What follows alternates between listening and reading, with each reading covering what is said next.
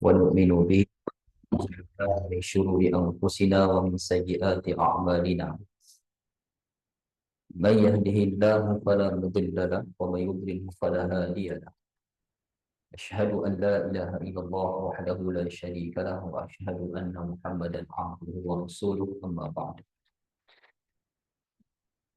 Alhamdulillah, kita dapat bersyukur kita kepada Allah Subhanahu wa taala. Menyambung pada hari ini pengajian tafsir kita dan juga menghayati beberapa tadabbur Al-Quran Karim. Kita mulakan dengan membaca kitab kaedah berinteraksi dengan Al-Quran. Kita masih pada bab menciptakan harmoni dengan Al-Quran pada muka surat dengan Yusuf. Dan kalau kitab kita ni menciptakan harmoni dengan Al-Quran, dan kita bincang sikit pada kelas lepas. Maksud Al-Quran dalam kitab ni, dalam maksud terjemahan harmoni dengan Al-Quran, ialah melaksanakan yang kita sedang baca dalam Al-Quran. Kalau ini yang mungkin, seluruh yang mungkin. Kalau kita baca ayat-ayat tasbih, kita boleh kita tasbih kepada Allah. Kalau kita baca ayat tentang Muzaffar, jadi kalau baca ayat tentang mungkin tentang apa sujud, terus sujud dan kita sujud yang benar-benar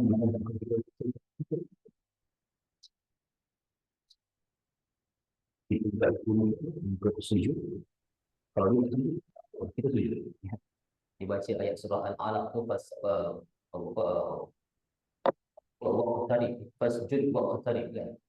Surah Al-Alaq hujung sekali tu fasjud waqtarib.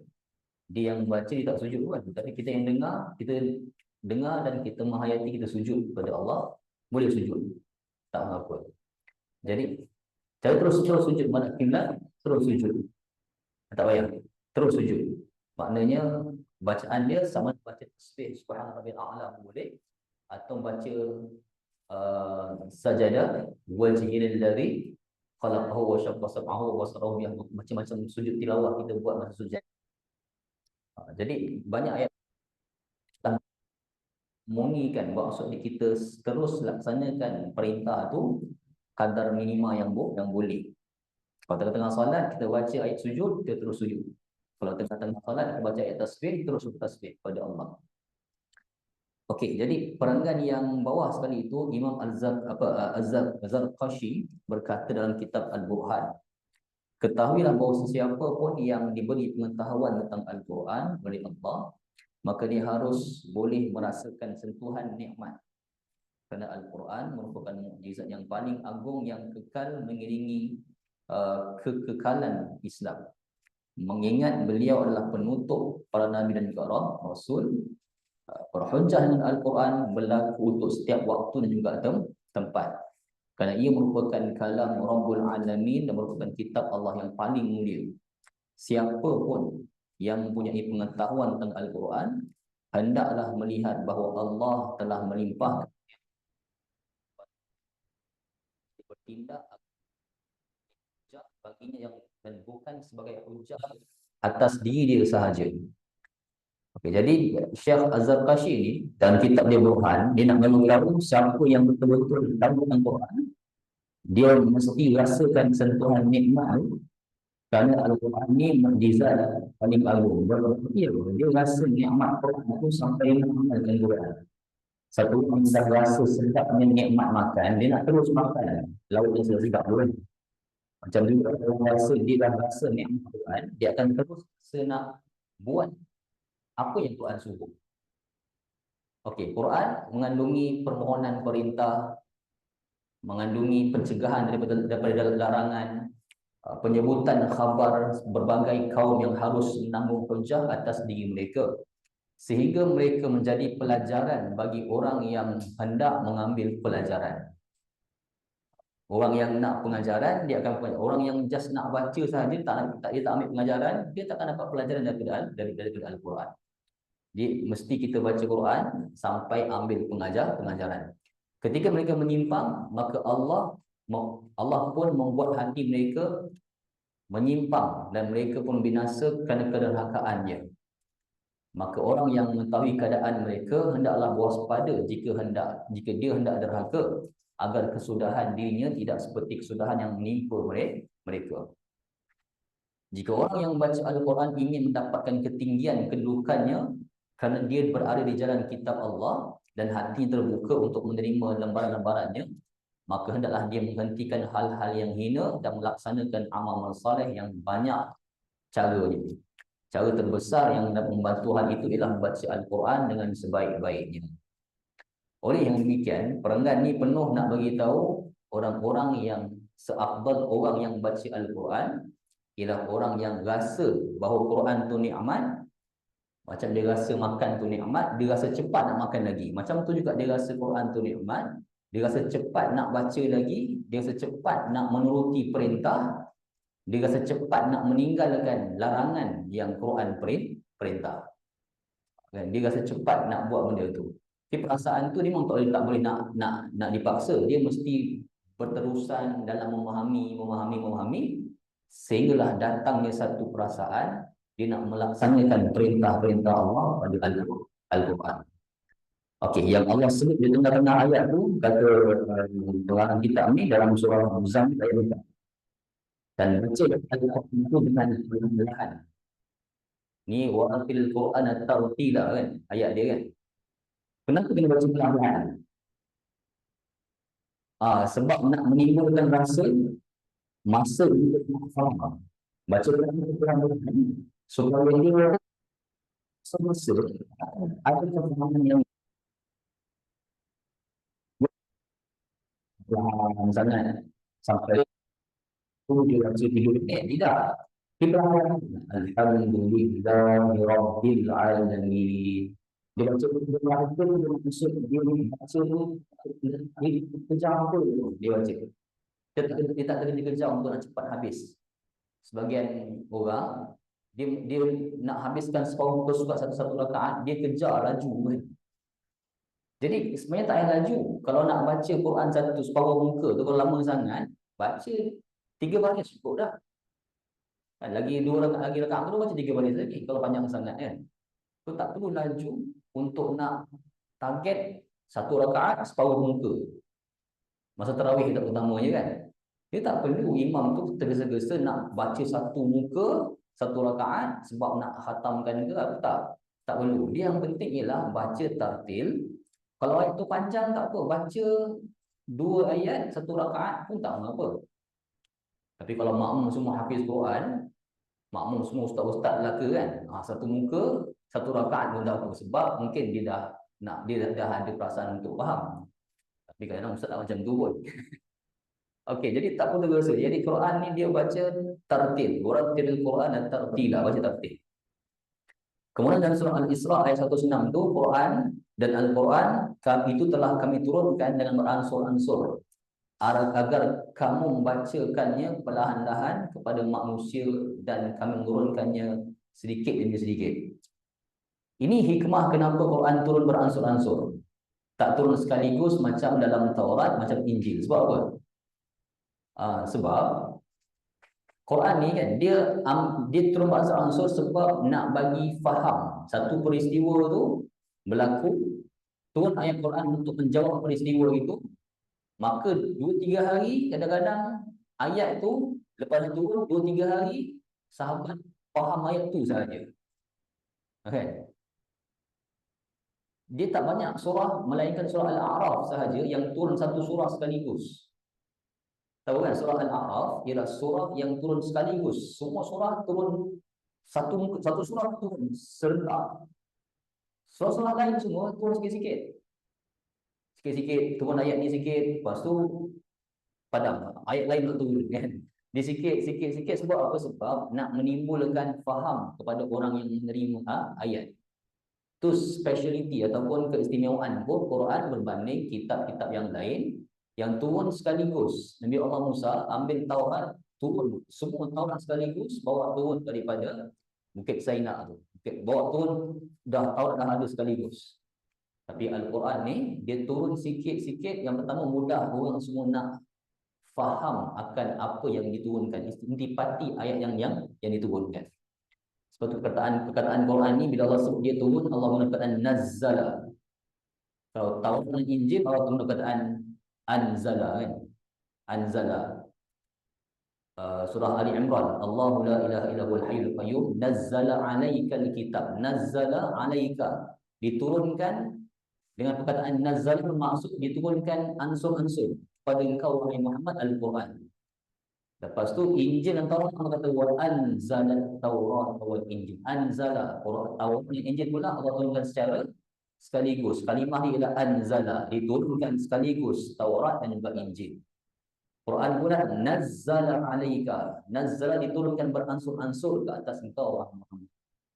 Jadi istimewa Quran, dia turun beransur-ansur supaya nak didik umat supaya lebih memahami. Sikit-sikit apa yang penting faham. Kan? So kita kalau ada anak-anak yang kita hantar pergi sekolah tahfiz, memanglah sekolah dia akan kasak supaya cepat khatam, hafal kan? Tak apalah sekolah tu. Tapi kita kena bagi tahu pada anak-anak yang sekolah buat tu disiplin ketat, hafal cepat 5 tahun, 3 tahun tu tak apa, boleh tolong. Tapi yang penting kau kena tahu, hafal-hafal ni yang paling penting lepas hafal 130 juzuk ni ialah faham. So, lepas dah hafal, pergi kepada kelas bahasa Arab pula ke kelas faham Quran pula untuk tujuan faham dan amal. Benda tu penting kan? Penting. Ada tak sekolah kan yang subjek dia 3 je? Bahasa Arab, Al-Quran, hadis, tafsir. Lepas tu pergi dakwah. 5 benda je nak buat sekolah tu. Ada dekat Sungai Buloh sekolah. Apa tak nama dia? Sekolah Ustaz Mungkin tu. Kita tengok sekolah dia kan. Sekolah dia tu, student tak ramai. Dia cuma fokus nak jadikan pendakwah. Tak ada ustaz, jadi pendakwah. Ada bahasa Arab, ada tafsir, ada hadis, Quran, dakwah. Dah habis cerita. Tak tahu lah saya, tak tahu. Tapi sekolah dia tu memang fokus lahirkan pendakwah je. Walaupun mungkin orang di kampung sekolah ini je ada kan, subjek ni je ada. Tapi fokus. Dia fokus bahasa Arab, Quran, tafsir, lepas tu ada dakwah, habis. Tu je. Ha? Tak ada. Dia memang fokus dia nak lahirkan da'i. Bukan jadi ustaz, jadi da'i. Itu pun boleh dia kata misi dia, tak apalah kan. Tapi kat luar mungkin belajar dia ambil SPM, tak tahu lah mana. Tapi target dia fokus jadikan pendakwah. Jadi dia fokus macam tu. Mungkin SPM ambil kat luar dan sebagainya, tak tahu lah macam mana. Tapi sebahagian orang kalau nak fokus betul-betul macam tu. Okey, jadi sebab itulah Al-Quran dia turun ansur-ansur agar bila turun tu manusia yang dapat lihat ayat tu dia boleh ambil masa untuk faham. Okey, dia harus menyibukkan akal dan kemudian kata lagi pengarang kitab, dia harus menyibukkan akalnya untuk memikirkan makna yang diucapkan dengan lisan sehingga dia tahu makna dari setiap ayat dan tak beralih ke ayat berikutnya sebelum dia mengetahui maknanya.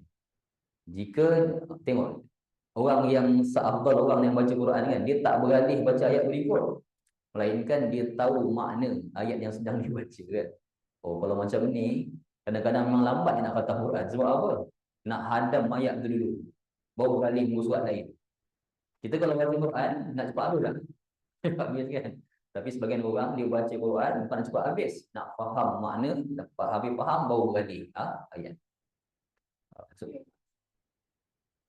Sebab dia baca straight sampai khatam, tapi dia baca tu dia faham bahasa dia, bahasa dia faham. Kita hari ni kadang-kadang kita baca straight, kita tak faham. Masalah yang paling besar ialah kadang kita dah tahu tak faham, kita biar tak faham. Itu lagi masalah. Ada orang kita dah tahu tak faham, tak apa, dia hadir kelas setiap minggu ke 5 hari 6 sekali hadir kelas untuk faham, tak apa. Ada orang dia memang baca je, dia tak berniat nak pergi kelas untuk faham pun. Lagi masalah. Lagi masalah besar. Okey, sebab itulah akhirnya dia tak akan pergi pada ayat lain melainkan dia dah faham ayat itu. Jika dia baca ayat Rahman, dia berhenti untuk merasakan gembira terhadap apa yang dijanjikan Allah serta mohon rahmat kepada Allah. Jika dia baca ayat Azab, dia berhenti untuk mendalami makna. Jika azab itu berkaitan dengan orang kafir, maka dia harus menyatakan iman dan berkata, aku beriman kepada Allah. Ini sunnah Nabi ya. Baca ayat tentang azab atau tentang kekufuran, Nabi berhenti menyatakan apa? Amantu billah. Kan? Sebut je innal ladzina kafaru. Nabi berhenti amantu billah. Maknanya ada saranan supaya kita berhenti untuk menyatakan iman kita kepada Allah. Tak nak jadi orang kufur, kita telah menjadi orang yang beriman kepada Allah. Masya Allah. Jadi perkara penting menyatakan ketakutan, kemudian mohon kepada Allah agar melindungi daripada api neraka. Baca ayat tentang azab neraka Allah terutamanya, berhenti sebut Allahumma inni a'udzubika min azabin nar. Terus doa kepada Allah, ya Allah, jauhkan aku daripada api neraka. Kadang-kadang Allah sebut tentang bi'sal bi'sal ma'a wa bi'sal ma'a, tempat seburuk-buruk tempat kembali kan. Kita doa kepada Allah, ya Allah, jauhkan aku daripada tempat yang paling buruk untuk kembali itu neraka ni. Jadi itulah di antara cara nak mengharmonikan Quran semasa kita baca, iaitu berhenti setiap ayat dan fikir apa paling minimal kita boleh buat untuk melaksanakan tuntutan Quran. Jadi kalau buat macam tu, memang 5 tahun sekali je khatam. 5 tahun sekali je khatam. Sebab fokus pada nak buat apa kan. Baca ayat surah yang ada sebut tentang sedekah orang miskin, berhenti kejap, dia cari fakir miskin sedekah. Baca ayat tentang anak yatim, berhenti kejap, cari anak yatim pula, usah pada anak yatim pula kan. Memang 10 tahun sekali khatam. Tapi itu lebih bermakna kerana dapat melaksanakan perintah-perintah Quran. Okay, jika baca ayat yang di dalamnya terkandung seruan kepada orang yang beriman seperti kalimah ya ayyuhalladzina amanu, dia berhenti. Sebahagian ulama menyatakan bahawa sunnahnya ialah baca labbaika rabbi wa sa'daik. Bila kita baca kalimah ya ayyuhalladzina amanu, wahai orang yang beriman, sebagian ahli tafsir dia sebut berhenti pada ayat itu, sebut labbaika rabbi. Maknanya apa? Ada apa wahai Allah? Aku menyahut seruan wahai Allah. Sebab Allah panggil kita kan. Labbaika maksudnya apa? Labbaika maksudnya kami menyahut seruan engkau. Rabbi, Tuhanku, wasa'daik. Dan kami, maknanya Allah panggil tu untuk bagi kabar gembira apa? Pada kami, sa'daik. So kita nyahut betul-betul. Labbai itu macam melambai-lambai kan. Orang Melayu ni melambai-lambai datang daripada kalimah apa? Melambai-lambai macam tu. Melambai-lambai ni labbaika, labbaik. Jadi labbaik, labbaik jadi melambai-lambai. So mungkin bahasa tu berpunca daripada labbaika, kita membuat bahasa Melayu melambai-lambai. Sebenarnya labbaik bermaksud seolah macam ada apa wahai Allah, kau memanggil kami orang beriman. Lalu dia perhatikan perintah, setiap kalimah ya ayyuhallazina amanu mesti ada perintah untuk buat satu perkara atau perintah untuk meninggalkan satu perkara. Mesti dalam Quran ada macam itu. Bila Allah panggil orang beriman saja, kutiba alaikumusiyam, kutiba alaikumul qisas. Mesti laksanakan qisas. Kutiba alaikumusiyam. Ada yang orang beriman je, ya allazina amanu anfiqu mimma. Mesti ada perintah untuk buat ataupun perintah untuk meninggalkan satu perkara. Jadi macam tu kan kita bila baca Quran, harmonikan dengan cara terus laksanakan kadar minimal mana yang mampu untuk mengharmonikan bacaan Quran tu dengan pembacaan kita. Ya.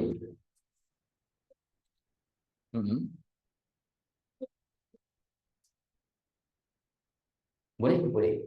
Ada khilaf riwayat. Sama ada nak baca subhana rabbiyal a'la boleh, sajadah wajib lazim boleh, ataupun subhanallah, alhamdulillah, la ilaha illallah wallahu akbar boleh baca. Boleh tapi tak dapat pahala sujud tu lah. Kita fokus nak terus sujud sebab nak harmonikan antara bacaan Quran dengan terus melaksanakan perintah. Jadi kalau perintah tu ialah perintah sujud, terus sujud lah. Kalau sekedar baca macam tu saja, mungkin sebab tak sempat ataupun tergesa-gesa kan, tak apa lah.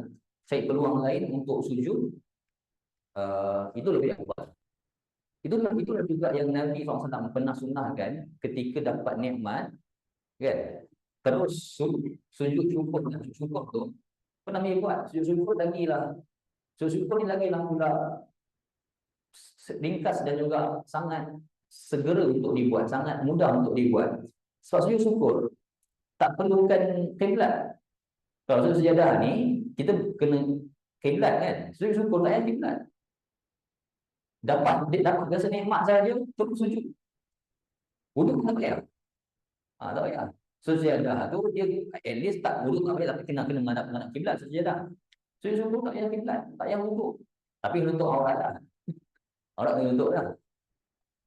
Jadi contoh kan, ada sahabat saya orang soleh, dia viral dengan share-share besar ni. Lepas habis dia tahan tesis dia, semua terima, okey, lulus dah. Lepas tu dia kata lulus dia terus bangun, terus sujud. Maknanya lulus, tesis master dia lulus. Dia terus sujud. Ada video rakam terus sujud. Maknanya sujud syukur tu tak perlukan kiblat, tak perlukan wuduk, terus sujud.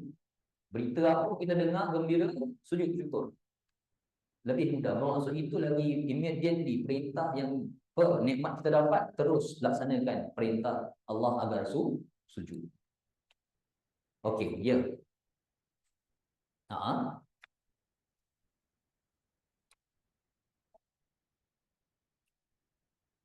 Okey.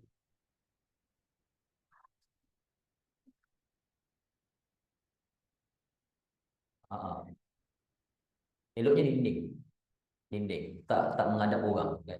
Tapi kalau ikutlah, kalau bilik tu terlalu sempit, kena keluar sikit, cari tempat yang relevan untuk sujud. Itu lebih afdal. Kadang-kadang ada orang dia main bola sepak kan, tengok macam main bola sepak Muslim kan, dia sujud. Tapi tak apalah, mungkin bagi dia lutut tu bukan aurat, tak tahulah kan.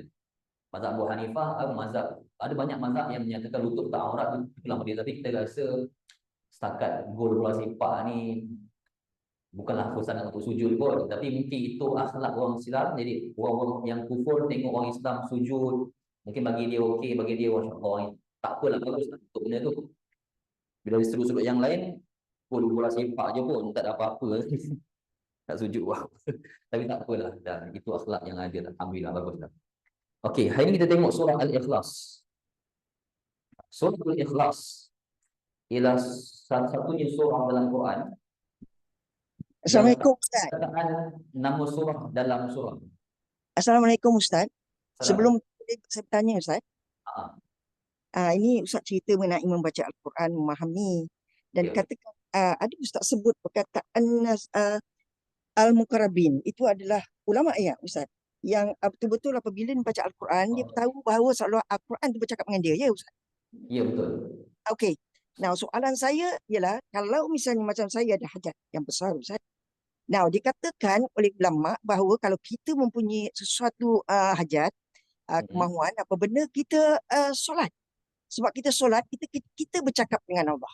Aku nak ini, aku nak itu. Tetapi kalau lebih baik kalau kita ataupun kita mengaji Al-Quran. Bila kita baca Al-Quran, kita tahu bahawa kita ini Allah yang bercakap pada kita. Now, dalam keadaan dua ini Ustaz, yang mana satu lebih afdal? Lebih bagus kita bawa. Kalau saya mempunyai hajat yang besar lah, yang kata macam tu Ustaz, sama ada saya solat ataupun saya membaca Al-Quran. Solat, kita minta pada Allah. Kalau mintanya kita mengaji Al-Quran, seolah-olah Allah bercakap dengan kita, beritahu kata, kau ikut ini, kau baca ni, ini makna dia ni. Mana satu Ustaz, mana yang kita ikut? Nombor satu. Sebenarnya kedua-dua kaedah tu boleh, cuma yang lebih afdal ialah membaca Al-Quran dalam solat. Duduk sekali lah. Duduk sekali. Yang Allah kata pun rumah yang ilaika minal kitab wa aqimis salah kan. Ya. So kita teliti bacaan pada Quran, lepas dah faham Quran tu baru itu dalam solat untuk dibaca aqimis salah kan. Jadi sebenarnya yang pada afdal ialah nak minta pada Allah ialah solat, dan dalam solat tu baca Al-Quran. Maknanya baca itu betul-betul, baca panjang macam mana baca. Kalau tak mau berdiri lama, kita duduk untuk baca Quran dalam solat tu. Itu lebih tepat. Okey. Okey. Okey. Terima kasih Ustaz. Nah, itu tahu. Ya. Okey, kita kembali pada surah Al-Ikhlas. Surah Al-Ikhlas ni kalau kita perasan, dia surah yang nama dia tu tak ada dalam keempat ayat. Semua ayat surah Al-Ikhlas tak ada perkataan ikhlas pun. Dia tak ada lah surah yang nama surah tu kalau macam surah Al-Imran terutamanya ada tak kata Al-Imran dalam surah tu? Ada kan? Surah Maryam. Cerita Maryam, nama Maryam dalam surah tu. Surah Al-Baqarah. Ada perkataan Baqarah dalam surah tu. Surah Al-Fil, Al-Ma'un, hujung ada tentang orang yang Na'un Al-Ma'un. Surah Al-Ikhlas ni dia tak ada perkataan ikhlas pun pada setiap ayat. Tak ada. Dan dia antara surah yang kita nak kena tahu ikhlas tu apa kaitan dengan ayat pertama daripada surah Al-Ikhlas. Kita dia macam surah contohnya surah Al-Jumu'ah kan. Surah Jumu'ah. Surah Al-Jumu'ah ni kenapa apa kaitan nama surah Jumu'ah dengan ayat 1 surah Jumu'ah? Surah Jumaat kita baca hari Jumaat selalunya kan. Nabi baca surah Jumaat ni rakaat pertama solat Jumaat. Rakaat kedua surah Munafiqun ya. Allah dia menciptakan alam semesta, bumi, laut, dalam bumi ni semua, langit, apa semua dalam bumi ni, Allah ciptakan mula daripada hari Ahad. Allah tamatkan penciptaannya, selesaikan semua kesempurnaan penciptaannya pada hari Jumaat. Kenapa Allah ambil masa? Tak buat kun fayakun macam biasa. Kenapa Allah ambil masa? Nak ajar manusia mengurus tadbir. Jangan tergesa-gesa dalam penciptaan, biar perlahan tapi teratur. Macam tu. Allah boleh ciptakan dengan cara kun fayakun. Jadi kejap tak payah masa pun. Tuhan sengaja biar macam Tuhan ciptakan malaikat. Allah boleh mentadbir perlahan tanpa malaikat pun. Nak cabut nyawa orang Allah boleh buat. Semua Allah boleh buat. Sini tak payah pikul mahal, tak payah turun rezeki, guna malaikat turun rezeki, malaikat azab, tak payah. Tapi kalau Allah ciptakan malaikat untuk jadi macam seolah di tangan Allah, kenapa? AJK pula kan, kenapa? Sebab Allah nak mengajar manusia mengurus tadbir. Kalau awak bos, awak yang tukang cuci lantai, awak juga yang tukang masak kantin garang, awak juga yang masuk yang kat belakang, tapi awak bos. Macam apa tu kan? Jadi biar dia ada urus tadbir macam tu. So, Jumaat, dia sebenarnya maksud apa Jumaat tu kaitan apa dengan ayat awal? Allah begitu dia ciptakan manusia hari Ahad, habiskan hari Jumaat. Semua penciptaan Allah ni selesai diciptakan pada hari Jumaat. Jadi semua ciptaan Allah tu, bumi, matahari, bulan Tuhan, langit, awan berkumpul, sungai, batu bata, pokok-pokok, hijau semua ni, mereka apa Allah? Yusabbihu lillahi ma fis samawati wa ma fil ardh al-malikil qudusil azizil hakim. Mereka buat apa? Mereka sentiasa bertasbih memuji Tuhan. Itu maksud kaitan Jumaat tu, hari Allah menghimpunkan semua penciptaan yang dahsyat. Mereka buat apa? Mereka tu sentiasa bertasbih kepada Allah. So pengajaran besar ayat ni ialah kalau kita pagi-pagi kan, ada sebagian orang pagi-pagi tu siram pokok bunga kat luar kan. Kita siram pokok bunga kat luar. Dalam masa yang sama kita ni subuh pun tadi pukul 6.45 pukul 7 siang subuh. Zikir pagi pun tak zikir pada Tuhan. Kita kena malu dengan pokok bunga sebab apa? Kita siram pokok bunga, kita tak tasbih pada Tuhan pun. Bunga tu tak disiram pun dia sentiasa bertasbih kepada Allah. Kita kena insaf yang tu. Kenapalah aku tak bertasbih pada Tuhan lagi pada hari ini, sedangkan pokok ada sebagian orang kucing dia bagi makan. Pagi-pagi pukul 7 kucing dia makan. Subuh tadi pukul 6.50 bagi makan kucing bagi-bagi kan. Kucing tu apa yang sentiasa dia buat dalam hati dia? Tanpa mengiau dia sentiasa bertasbih puji Tuhan. Kita kena insaf tengok alam ni. Mereka sentiasa bertasbih puji Tuhan. Allah sebut yusabbihu lillahi ma fis samawati wa ma fil ardh. Kita tak tasbih puji Tuhan pun, tapi beria dengan alam kadang-kadang. Okey. Itu kaitan dah nama Jumaat dengan ayat pertama. Surah Al-Ikhlas ni, kaitan apa nama dia Al-Ikhlas dengan ayat pertama? Ataupun keseluruhan maksud surah. Ikhlas maksud dia apa? Buat sesuatu kerana Allah. Bukan kerana orang lain, kerana Allah. Itu ikhlas. Ikhlas daripada perkataan khalas berarti kosong, habis. So tak ada tujuan apa pun melainkan kerana Allah. Jadi apa yang Allahnya ni maksudnya tentang Allah, qul huwallahu ahad. Kita buat sesuatu dengan ikhlas bermaksud kita akui Allah tu Maha Esa. So kaitan surah ni, nama surah tu nak dapat tahu poin apa nama surah ikhlas, ialah dengan cara menafsirkan ikhlas itu apa. Ikhlas tu ialah buat sesuatu kerana Allah. Jadi apa itu Allah? Allah ni keempat ayat ni cerita tentang Allah semata-mata. Jadi um, surah Al-Ikhlas, selain daripada surah Al-Ikhlas yang hanya menceritakan Allah, surah ni ada kemuliaan lah. Sebab dia surah yang semata-mata menceritakan Allah tanpa ada campur tangan cerita lain sikit pun tak ada. Sebab tu surah ni jadi surah antara surah yang mulia sebab dia hanya menceritakan tentang Allah tanpa ada campur tangan cerita lain pun. Ayat apa yang paling agung dalam Quran? Ayat apa? Ayat kursi. Sebab apa dia paling agung dalam Quran? Sebab dia jadi ayat yang paling agung tu. Sebab apa? Tak ada campur cerita lain melainkan cerita tentang Allah. Ada cerita lain? Tak ada. Sebab Tuhan cerita la ta'khudhuhu sinatun wa la naum. Allah cerita dalam surah dalam ayat kursi itu, mengantuk tak boleh menguasai Tuhan. La ta'khudhuhu sinah.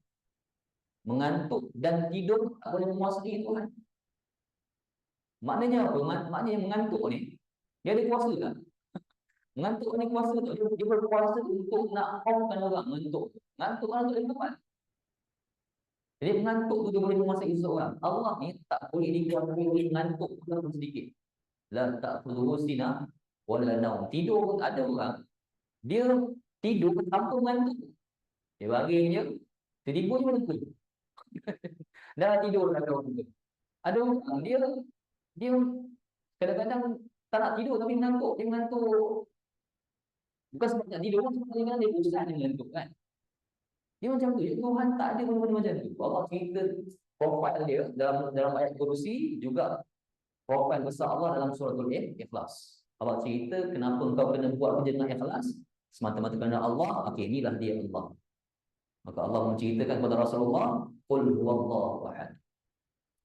So surah Al-Ikhlas ni juga dia turun, antara sebab nuzul dia ialah pertanyaan orang-orang musyrikin. Sorry, ini surah Makkiyah.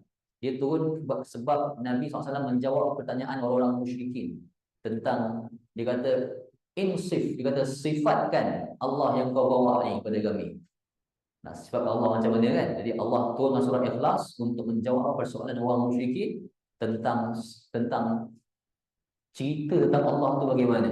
Maka Nabi pun jawab, qul huwallahu ahad, Allahus samad, lam yalid wa lam yulad wa lam yakul lahu kufuwan ahad. Okey. So surah Al-Ikhlas ni surah yang merupakan surah Makkiyah. Kita terus pergi muka surat yang ni, muka surat 3 dia. Okey. Surah ni dinamakan tanpa ada nama dalam surah sebab didikan keikhlasan hanya kerana Allah yang dijelaskan pada semua ayat. Sebab tu tak ada perkataan ikhlas dalam surah ni. Tak ada perkataan ikhlas. Salah satunya surah yang tak ada nama surah dalam surah tu. Tak ada. Surah Al-Ikhlas. Ada ke surah yang ada? Saya rasa tak ada. Memang ahli tafsir sebut tak ada satu surah pun yang ada, yang tak ada nama dalam surah tu melainkan surah ni. Al-Falaq ada, An-Nas ada kan.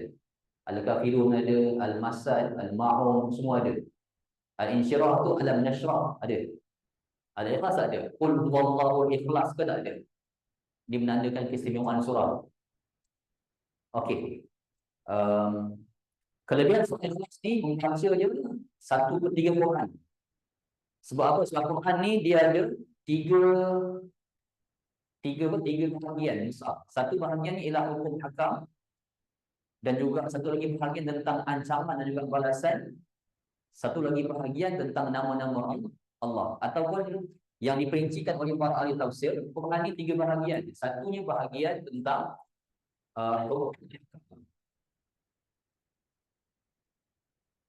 dua ialah bahagian tauhid. Yang ketiga ialah kisah-kisah kaum terdahulu. Kalau kita bahas macam mana tafsir boleh dapat benda macam ni? Dibagikan Quran pada tiga bab, hukum hadap, tauhid dan juga kisah kaum terdahulu. Sebenarnya Quran tiga bab ni kan, pecahan, tak tahu. Baca Quran pada surah apa? Baca Quran atau baca ringkasan Quran pada surah apa? Quran ni diringkaskan dengan dua bait saja dalam surah itu. Itu dia. So, Quran ni dia punya ringkasan, dia punya macam tu, ringkaskan karangan pada 90 perkataan kan. Ringkasan tu dalam surah tu. Ha, tak. Fatihah. Al-Fatihah. Ringkasan semua Quran ni yang kalau kita dulu buat kat sekolah kan, kita ada bahagian rumusan kan, apa, ringkaskan cerita pendek tu pada 70 perkataan kan, kena buat contoh semua kan, pening nak buat lagi kan. Surah Fatihah ada 7 ayat tu merangkumi seluruh Quran punya misi. Dalam surah Fatihah ada hukum akal yang Allah perintahkan, ada tauhid, ada kisah kaum terdahulu. Yang ni ayat apa?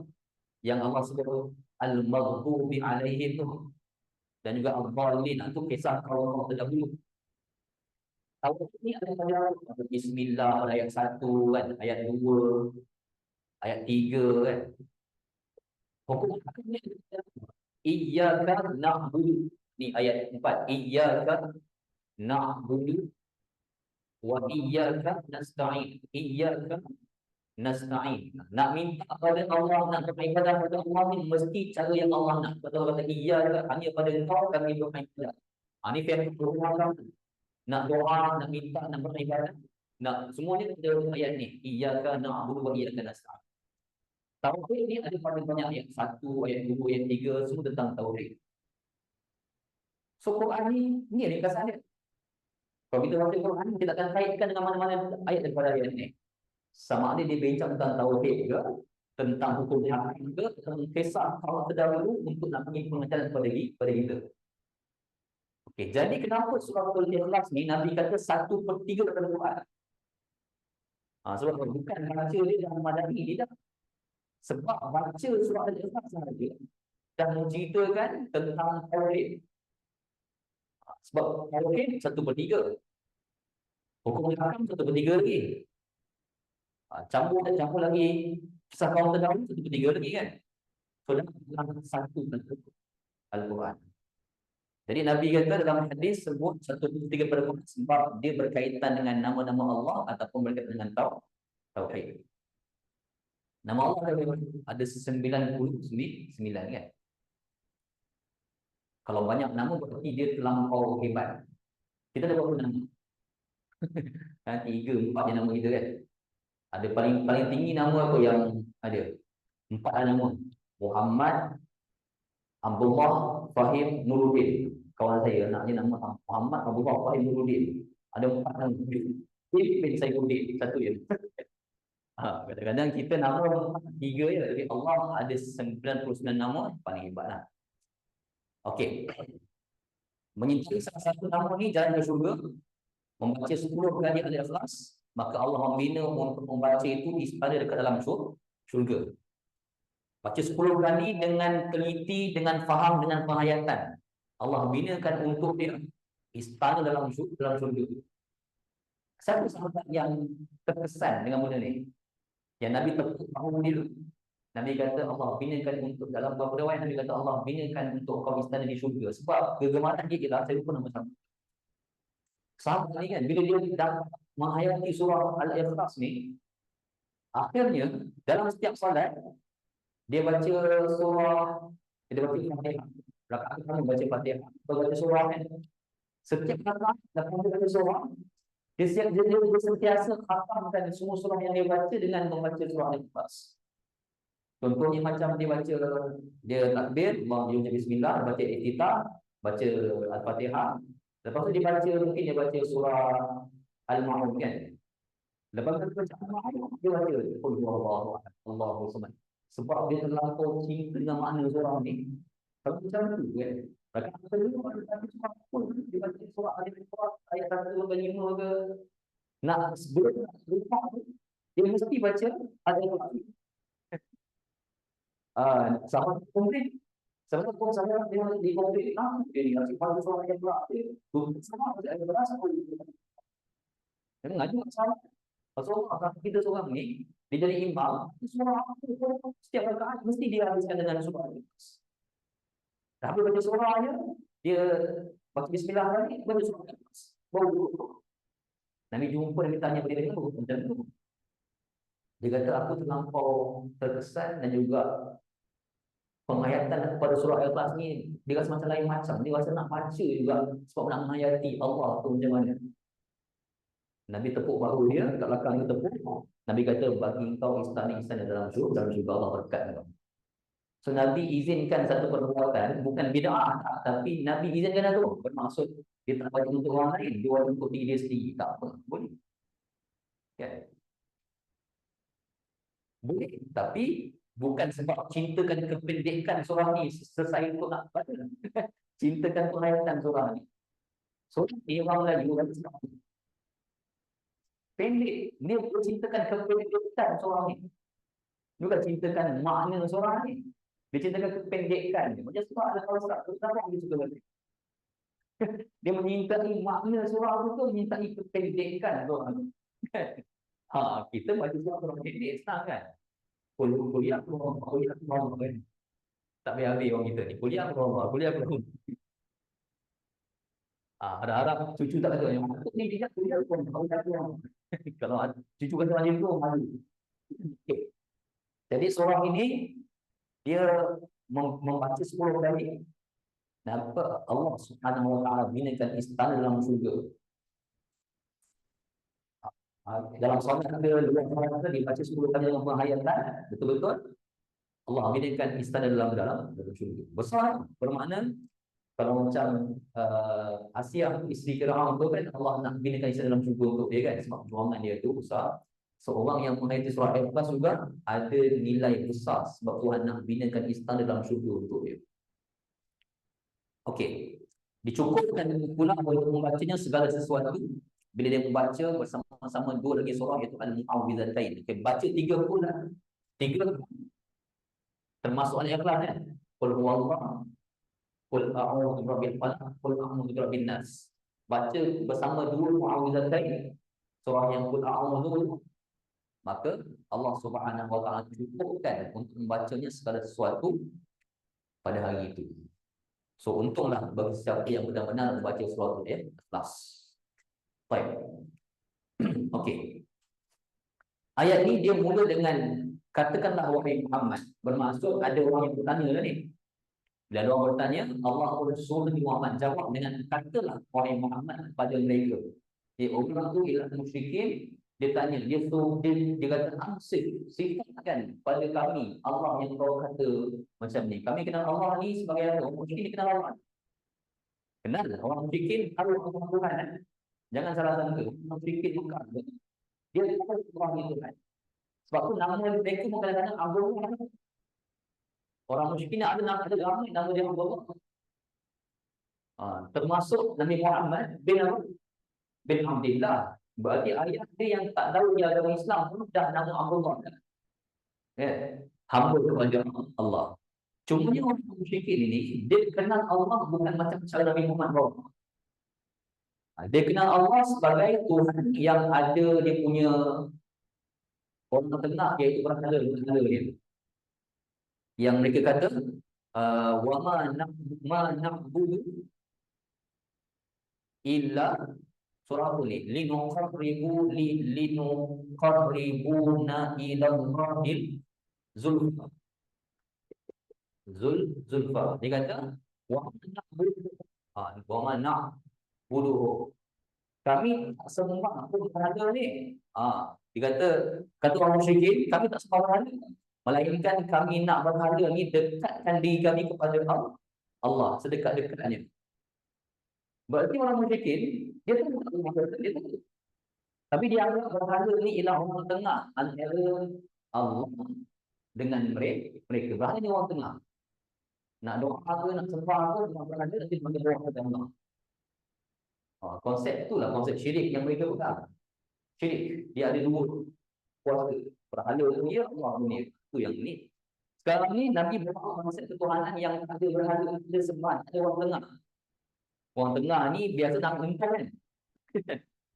Pakcik kalau nak pergi kedai, biasa pergi dengan kedai pakcik tu sikit, atau orang tengah. Kan orang tengah kan ambil untung. Ambil untung dari itu ni mungkin video dia nak beli kereta, nanti saya belikan lah, saya uruskan semua, uruskan lagi. Rezeki dia ambil tu. Tapi kalau jadi orang tengah dalam rumah ibadah, nak rumah, okay, saya boleh rumahkan dekat Mekah, bayar saya satu rumah RM500. Jadi orang tengah boleh tak? Mana boleh? So orang tengah tak ada. Jadi sekarang ni Nabi Muhammad bawa konsep ketuhanan yang sebenar. Nabi kata Allah itu ahad, Allah itu esa. Huwa Allahu ahad. Betul dakwah kita kena buat kepada siapa? Kepada semua orang, termasuk orang musyrikin. Ini Nabi sebut kepada orang musyrikin ni. Bermakna dakwah itu dibuat untuk semua orang, termasuk orang yang musyrik. Kul saja. Dan kul ni bermaksud kita perlu sampaikan ayat ni. Dia lah Allah yang esa. Allah guna Muhammad dan juga perkataan Allah ni kadang-kadang dalam Quran dia sebut bukan dari dia lah yang dari khalaqal maut wal hayat kan, dia kata bukan dari dia lah yang Allah seorang itu bercakap tentang Allah dalam keadaan orang tu tahu Allah ada ni seorang cakap dah dia ni bangunan ni dia yang buat entah bagaimana. Tapi yang ni Allah SWT dia lah Allah. Kenapa? Sebab nak jelaskan bukan huwa lagi, bukan huwa lagi bukan atau bukan lagi ahad. Dia lah Allah yang dia lah yang satu. Tak, Allah SWT Allah ni ialah nama Allah yang 100. Nama Allah ada 9 kan? Kan? Nama Allah yang ke-100 sebahagian ahli tafsir sebut ialah yang asma Allah al-huzar. Asma Allah al-huzar. Nama Allah yang ke-100 ialah ni Allah itu sendiri. Allah. Dari perkataan ilah tambah alif lam menjadi Allah. Dia al-ilah. Ilah bermaksud yang disembah. Tambah alif lam jadi al-ilah. Al-ilah ni yang menjadi kalimah Allah. Berarti Tuhan yang disembah. Allah yang disembah ni dia esa. Tunggal dan dia esa. Berarti Nabi Muhammad Allah suruh demikian pada musyrikin. Kenapa? Sebab Allah yang tuan rumah ni kelihatan ada dua. Ada berhala, ada banyak. Tak, Allah dengan kekuasaannya dia tunggal. Dia tunggal. Dia memerlukan sebarang benda yang mensifatkan dia lemah. Allah tak perlu. Kalau Allah perlu orang tengah, berarti Allah lemah. Allah lemah. Allah bukan orang tengah. Allah perlukan isteri. Tak perlu. Kalau Allah perlukan isteri, berarti Allah lemah. Orang lelaki kan, nak perlukan isteri. Sebab dia lemah. Isteri asal perlukan orang lelaki. Sebab lemah. So, kalau lelaki tu nak bukti dia lemah, dia tak perlukan isteri dia. Dia lemah. So Allah ada isteri tak? Tak ada. Kalau Allah perlukan sesuatu, ya Allah itu dia esa. Dia tak perlukan sesuatu untuk nak sokong dia, untuk nak tak. Allah tak perlu. Kita semua ni kena sedar Allah tak perlukan kita langsung. Kita yang perlukan Allah Ta'ala. So ayat ini ialah ayat yang nak menjawab tentang Allah dengan cara yang betul. Katakanlah wahai Muhammad, Allah itu esa. Jadi esa itu sendiri menafikan Allah ni ada orang tengah seperti berhala yang musyrikin dakwah.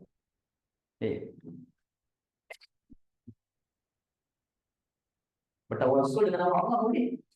Tak masalah. Bertawassul bermaksud menggantung sesuatu di menggantung sesuatu untuk mengambil dia punya berkat. Contohnya kan, dia bertawassul bukanlah benar tak? Bertawassul itu seorang kita ambil ya Allah berkat daripada ibadah aku jika ada pahala, kau jadikanlah aku ni orang yang soleh. Contoh je kan. Ya Allah, berkat daripada pedoman Nabi Allah Ibrahim itu, jadikanlah aku orang yang sekian-sekian. Itu bukan orang tengah. Itu bermaksud macam kita minta kepada Allah, jika ada keberkatan daripada ibadah yang kita buat, Allah tunaikan permintaan kita. Bertawassul bukan jadi orang tengah, tidak.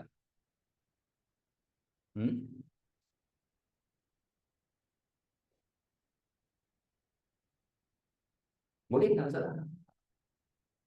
So bertawassul bukan konsep orang tengah, tidak. Orang tengah ni dia kongsi kuasa lah. Itu masalah. Orang tengah. Tanpa orang tengah tu tak jadi. Itu orang tengah. Macam sebagian orang yang pergi buat upacara kat tanah dulu kan. Dia kata kita ni jauh dengan Allah. So kita nak dekat dengan Allah. Yang boleh dekat ni orang dulu ni. Dia yang boleh buat dekat dengan Allah. Itu masalah. Sebab dia nafikan kita sendiri boleh buat dengan orang dulu. Itu tawassul. Itulah masa orang tengah yang salah. Dia bertawassul ni tanpa benda tu pun Allah boleh buat kita yang dekat macam tu. Contoh kan, ya Allah, berkat malam Al-Qadar ni, kalau minta malam Al-Qadar berkat kita malam ini, berilah aku keampunan. Kita yakin bahawa kalau berkat pada malam Al-Qadar itu, hari-hari lain pun, terlepas dari Ramadan, boleh amal kita. Kita yakin macam tu kan? Itu bukan tawassul, itu bukan orang tengah, itu tawassul yang diizinkan. Okey. Jadi Nabi Muhammad dia sebut Allah Ta'ala, nak menggambarkan Allah suruh demikian, sebut demikian, nak bagi tahu kepada orang musyrikin Allah, keesaan dia tu menandakan dia maha kuat, dia tak bergantung pada orang tengah langsung seperti mana musyrikin dah dakwah. Okey, kemudian Allahus Samad. Okey. Ini tentang Samadiyah. Ini nama Samad ni ada Samad. As-Samad. Allah ni dia As-Samad. Samad. Okey. Biasa kita ni orang Melayu nama Abdul Samad. Samad tu S-A-M-A-D, Samad kan. Sebenarnya bahasa dia ialah Samad. As-Samad. Samad. Samad ni maksud dia apa? Kata Ibnu Abbas. Ni Ibnu Abbas kata ni. Samad ialah dia sifat Allah yang kamulah sifatihi. Kesempurnaan sifat Allah itu. Ni, kata Ibnu Abbas, sifat Allah yang menyempurnakan pada semua sifat. Contoh, saya masuk pada yang mati macam ni. Kita ni boleh melihat. Boleh melihat kan? Tapi akhirnya penglihatan terbatas tak? Terbatas. Di sebalik dinding luar tak nampak lagi dah. Allah dia melihat, tapi dia melihat dengan basir. Bila Allah melihat, ada batasan sifat penglihatan Allah. Ada, itulah Samad. Samad. Allah melihat dalam waktu yang sama. Penglihatan Allah pun sempurna. Sempurna. Cacing dalam tanah yang kecil, Allah Maha melihat. Plankton yang kecil-kecil itu, Allah Maha melihat. Bahkan kalau satu alam jin yang tak nampak, Allah Maha melihat. Kalau ada alam umat yang kecil-kecil itu, yang hanya kita boleh lihat dengan mikroskop, Allah dengan mikroskop ni, Allah dah melihat apa yang virus yang kuman tu makan, Allah dah lihat. Virus COVID, Allah lihat apa yang dia buat. So, basir Allah dengan Samad ialah kesempurnaan pada semua sifat Allah Ta'ala. Sempurna, dia tak ada batasan. Kalau Allah Maha mendengar, pendengaran Allah itu sempurna pendengaran. Kita dengar, tapi akhirnya kena pakai mikrofon, baru dengar sebab Allah jauh sangat kan. Kita boleh mendengar, tapi jauh tak dengar, kena pakai mic, kena guna speaker. Allah dia mendengar dalam keadaan rahsia musuh yang disembunyikan dalam meeting pun dengar. Apa dalam orang bincang dengan siapa pun dengar kan. Bahkan pendengaran Allah, sami'-nya Allah itu sami'. Apa yang dalam hati kita berbicara pun dengar. Dengar. Yang lalu habis suruh Allah mengetahui apa yang kau sebut dalam hati. Allah dengar. So, Samad ni ialah kesempurnaan bagi semua sifat Allah, tak ada batasan, sempurna. Dan pentingnya sifat Allah yang maha sempurna ni, Samad ni, menjadikan manusia hanya bergantung kepada sifat Allah itu. Jadi itulah as-samad yang biasa disebut sebelum ni. Dia maknanya semua sifat Allah daripada 99 nama Allah, dia tak ada batasan, kesempurnaan tak ada batasan. Memang terlampau sempurna, tak ada batas. Kita ni kalau kaya pun boleh tak? Ada pun yang miskin balik. Sentiasa. Ada emas pun untung maknanya dia rugi juga kan? Apa manusia ini yang kita nampak dia sempurna? Akhirnya ada batasan kesempurnaan dia. Ada batasan. Allah kamula sifatihi. Samad ialah kesempurnaan pada semua keseluruhan sifat-sifat dia. Tak ada batasan. Orang-orang musyrikin, apa batasan dia pada samad? Apa jalan Allah tujuan dia? Orang musyrikin Mekah, dia anggap Allah ni ada batasan tau.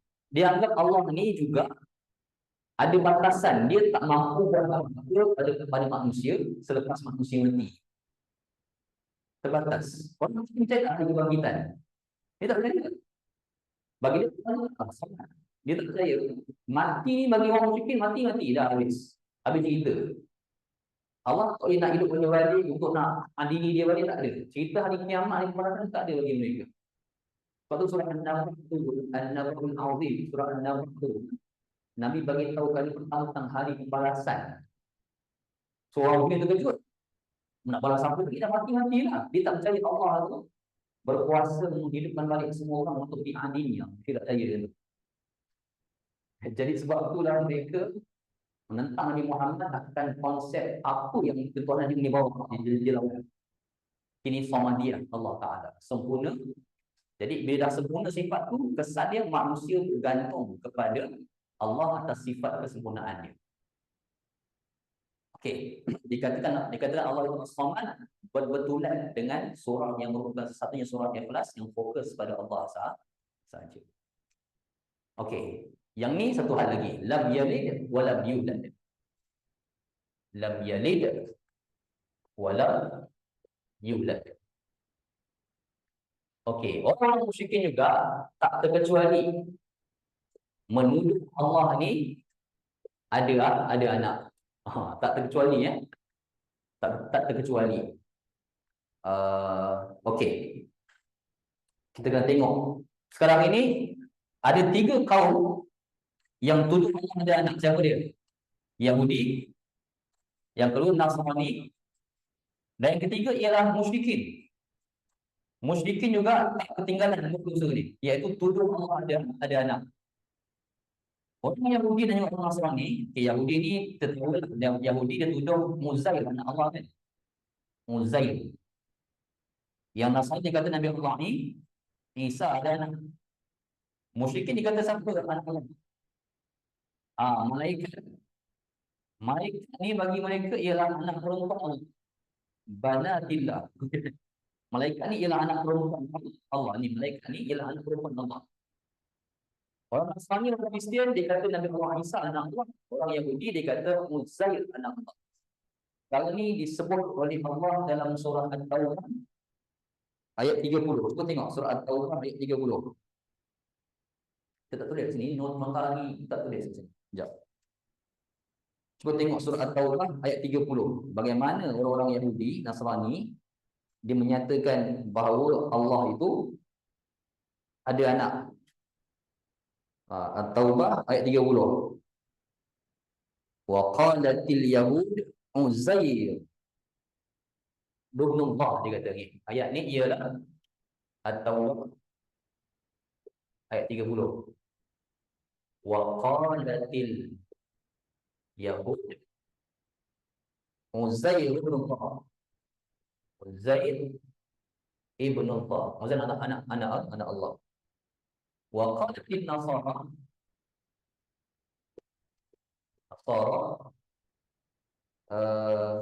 Al-Masih ibn Allah. Al-Masih ni Nabi Allah Isa, Al-Masih ibn Allah. Zalika qawlahum bi afwahihim. Zalika qawlahum lahum qawluhum qawluhum zalika qawluhum bi afwahihim. Okey. Berkata orang-orang Yahudi, ya, ayat ni sebenarnya dia nak sebut dua benda. Satunya apa yang mereka kata. Yang kedua ayat ini juga nak bagi tahu sebenarnya bukan itu yang mereka maksudkan pun. Okey, Yahudi kata begini, wa qalatil yahud Uzair. Dia kata Uzair ni ialah anak Allah. Nasrani kata Al-Masih ni, Masih Allah. Itulah, demikianlah qaulu, perkataan mereka bi afwahihim, dengan mulut-mulut mereka. Okey. Ayat ni dia ada dua benda besar. Satunya Allah nak bagi tahu apa tuduhan mereka. Tuduhan mereka ialah mereka kata Uzair dan Masih ni anak Allah. Ayat ni juga menyatakan bahawa sebenarnya mereka tak bermaksudkan demikian. Sebenarnya mereka tak mengaku yang Allah ni ada anak. Okay, soalan ni ialah, mana ayat tu? Mana kalimah yang menyatakan bahawa sebenarnya Yahudi dengan Nasrani tak mengaku pun Allah ada anak? Mana ayat dia? Yang ni. Zalika qawluhum bi afwahihim. Demikianlah perkataan mereka, kata-kata mereka di mulut-mulut mereka. Berarti dia cuma cakap dekat mulut je. Hati dia mengaku tak benda tu. Hati dia tak mengakui pun ada anak. Dia just tuduh sebab nak sesatkan orang saja. So perkataan ni penting. Mereka berkata dengan mulut mereka. Berkata ni, ada orang berkata dengan telinga. Tak ada kan, ada orang berkata dengan mata dia. Tak ada, berkata mesti dengan mulut. Kenapa orang kata kat sini Zalika qawluhum, itu ada perkataan mereka dengan mulut mereka. Perkataan dengan mulut mereka ni penting sebab nak menyatakan hati dia orang macam tu. Hati dia mengakui Allah tak ada anak, Allah tak diberikan, Allah tak dilahirkan dan tak melahirkan pun. Tapi sebab kita mesti sesat dengan orang ni, kita mesti tuduh Allah tu ada anak supaya dia sesat. Tapi hati dia mengaku tak? Tak. Hati tak mengaku pun. Hari ni Yahudi hari ni kan ada isu Yahudi kata Allah ada anak lagi hari ni. Mana ada? Tak ada. So Allah jawab tuduhan ni stop kat sini je.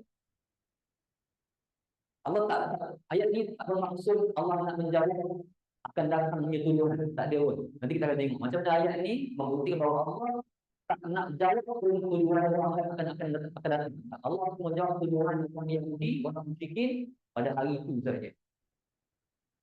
Jadi sebenarnya ayat ni Yahudi, Nasrani, dia tak mengaku pun dalam hati dia yang Allah tu ada anak. Dia cuma sebut dekat mulut mereka sahaja. Okey. So ini surah At-Taubah ayat 30. Tuduhan Yahudi dan dia Nasrani tentang Allah tu ada anak.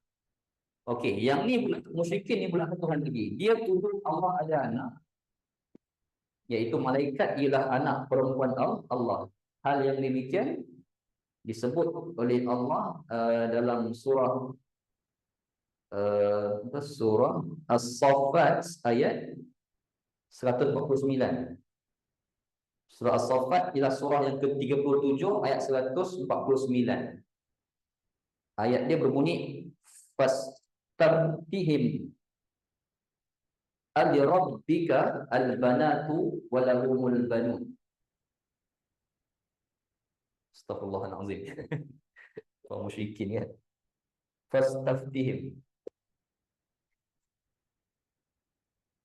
Fastaftihim ni ayat 149 surah As-Saffat, surah ke-37 ayat 149. Fastaftihim ali-rabbika al-banatu walahum al-banun. Ini perangai ni. Tak tahulah kita macam mana orang musyrikin cakap macam itu. Pelik-pelik dia orang cakap ni. Fastaftihim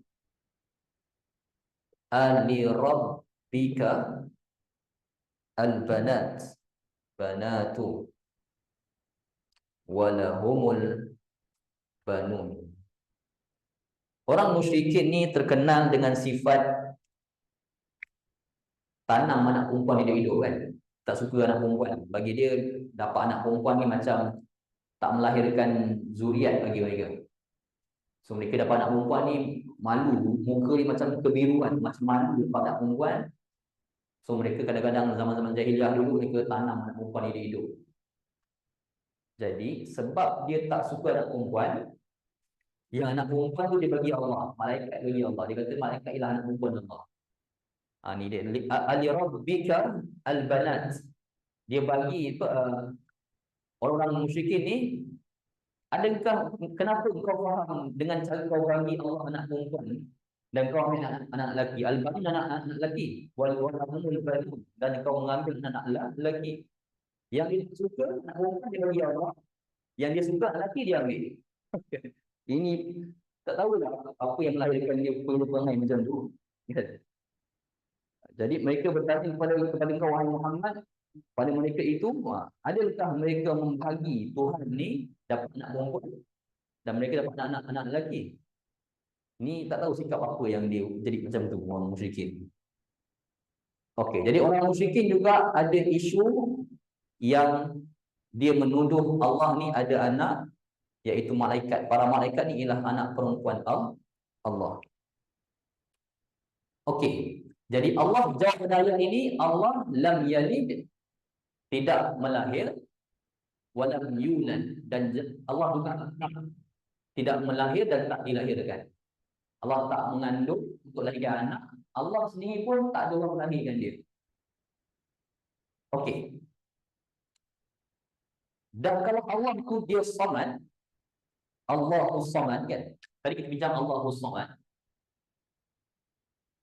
Kalau Allah tu ada sifat samad, dia mustahil akan bergantung kepada isteri dan juga anak-anak. Dia menyanggahi sifat samad ni. Dua sifat yang tak mungkin ada. Tak mungkin, kalau dah sifat samad, dia terjadi yang ni. Kalau kita kata satu orang tu dia hebat, dia kuat, dia mestilah dia kuat, dia berkuasa ke, ramai pengikut. Mana orang tu? Dia tak pergi sebenarnya. Akan pelik. Sifat dia kuat, dia ramai pengikut. Dia ada sifat tu. Dia bilang As-Samad, sifat maha kuat. Tiba-tiba dia maha kuat, tapi dia perlukan ibu untuk melahirkan dia. Itu dia tak kuat. Tapi dia perlukan suami untuk nak cairkan dia rezeki. Dia perlukan isteri untuk masak untuk dia. Dia perlukan isteri untuk nak kain baju dia. Untuk nak suruh dia minta. Itu tak kuat. Sebab tu hari ni mana-mana orang lelaki kan, kalau isteri dia call, dia balik, dia tak kuat lemah sebenarnya. Jadi kalau Allah perlukan isteri, perlukan anak, perlu dia beranak kan, dan kena mengandung pula, berarti dia menyanggahi sifat samad. Apa maksudnya? Itu tak mungkin. Allah akan melahir, tak mungkin. Allah sebut lam yalid wa lam yulad. Allah tidak melahir dan tak dilahirkan. Okey, apa bukti ayat ni kan? Allah cuma jawab tuduhan orang pada hari itu sahaja. Allah tak berkehendak nak jawab tuduhan orang lain sebab fitnah ni cuma berlaku pada hari itu je untuk nak sesatkan orang hari itu. Dan orang yang sesatkan tu pun tak berniat pun dalam hati dia untuk nak kata orang ni boleh beranak. Buktinya ada pada kalimah ni, lam. Lam yalid wa lam yulad. Kalimah lam ni maksud dia apa? Lam ni maksudnya ialah tidak pada ketika itu. Dia ada lam. Ada kalimah lan. Kan? Ingat tak kalimah ni? Ada kalimah lam, ada kalimah lan. Yang maksudnya ialah tidak. Tidak. Contoh yang ada di bulan ialah fa illam taf'alu. Kan? Fa illam taf'alu wa lam taf'alu. Kan beza. Allah pernah sebut dalam surat Al-Baqarah semasa Allah catat orang musyrikin, Quran seumpama dengan Quran.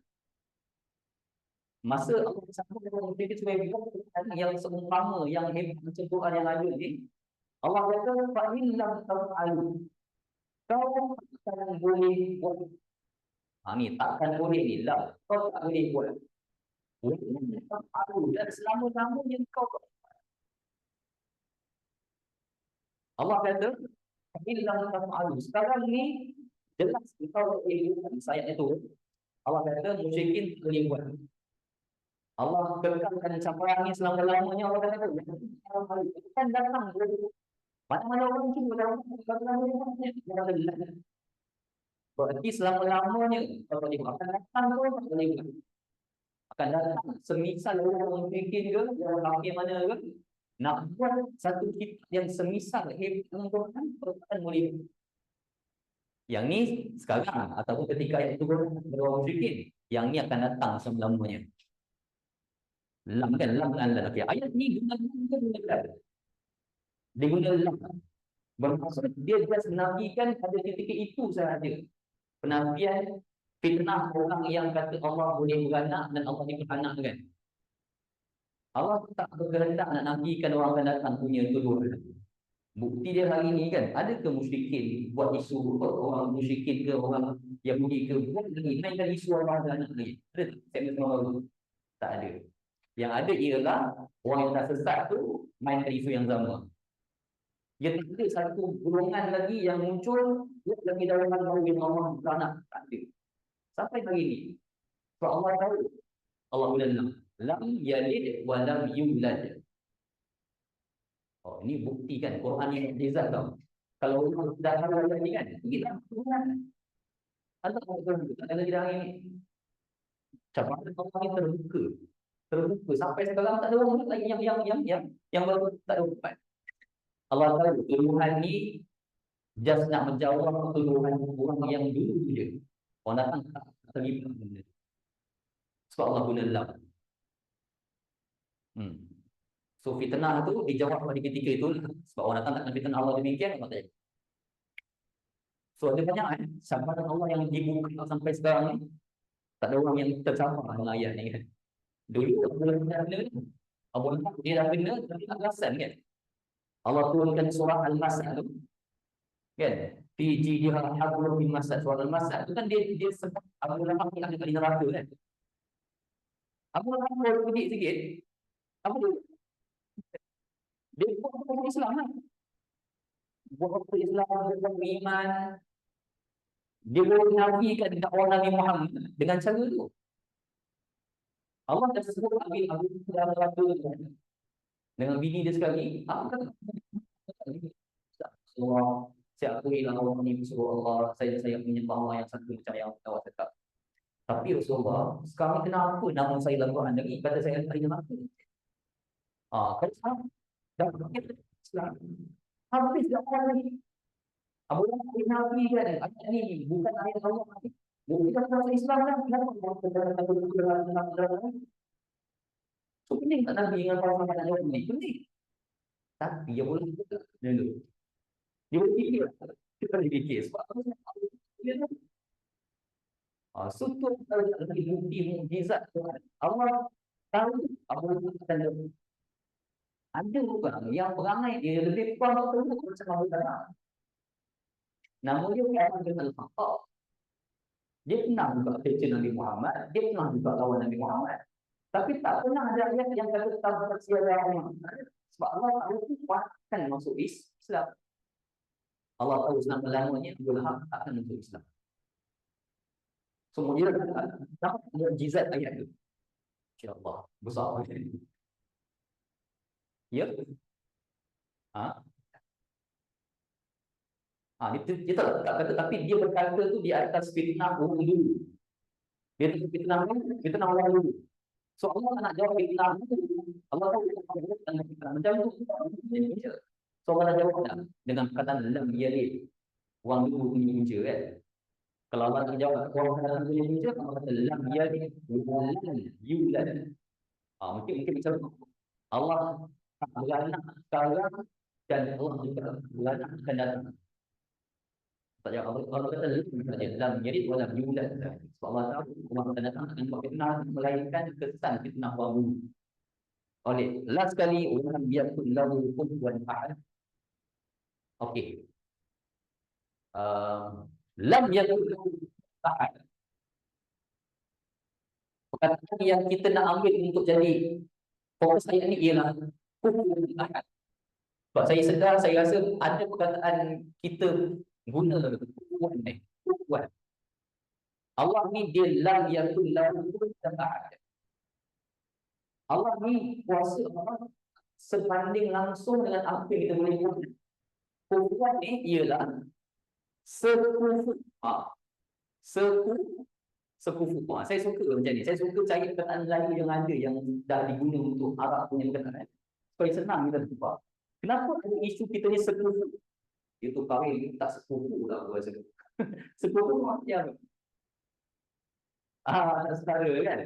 Sekarang ni Allah ni tak pernah sekufu dengan kita. Tak setara langsung. Kita mana kuat, kuasa ke, raja ke, Tuhan ke kan. Yang teranggung ke.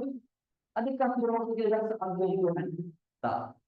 Kalau kita dah jadi raja sekali mana, kita dalam macam raja di Tuhan punya kerajaan? Tak. Kita dah ada kerajaan yang besar sekali ibu. Adakah dalam waktu kita masuk kerajaan Tuhan? Tak ada langsung. Sedikit pun tak ada manusia ni yang dah berkuasa, dia berkuasa macam Allah punya kekuasaan. Tak ada langsung. Tak ada langsung. Itu maksud walam yakul lahu kufuwan ahad. Tak ada satu pun manusia yang ada kuasa yang setara. Seolah-olah rasa sekufu, tak boleh nampak punya kuasa. Tak ada langsung. Secongek pun tak ada. Tak ada. Secongek pun macam aku rasa. Sikit pun tak ada. Tak ada. Tak sekufu langsung kita punya kekuasaan. Walaupun kita kata kita keluarga, tak boleh lawan langsung dengan setaranya kuasa Allah. Ya, surah Al-Ikhlas ni para sahabat cinta untuk baca sebab dia melegakan hati di sebalik ramai orang jahat yang kufur nak bantai kita, nak kalahkan kita. Dia yakin Allah punya kerajaan takkan mampu, takkan tergugat dengan kekuasaan ramai orang yang lain. Okey, wallahu ta'ala a'lam. So 4 surah Al-Ikhlas ni dia ialah 4 ayat yang menerangkan tentang profil Allah Subhanahu wa taala. Seolah-olah macam Allah punya biodata kan. Biodata besar Tuhan ada pada surah Al-Ikhlas yang telah diturunkan ke atas Nabi Muhammad di Mekah. Suatu orang musyrikin tanya tentang Nabi Muhammad tentang sifat Allah Subhanahu wa taala. Baik, wallahu taala a'lam.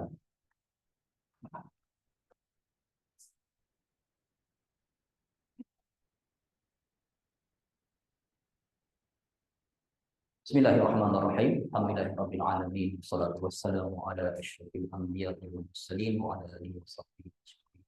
Rabbana atina fid dunya hasanah wa fil akhirati hasanah wa qina adzabannar. Alhamdulillahirabbil alamin.